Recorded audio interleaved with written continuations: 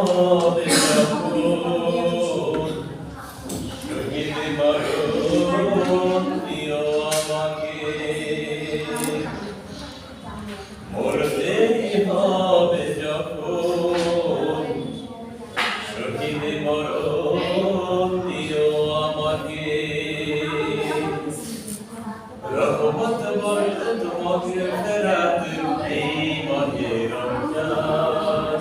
রহমত বরকত মাগফিরাত এই মাহে রমজান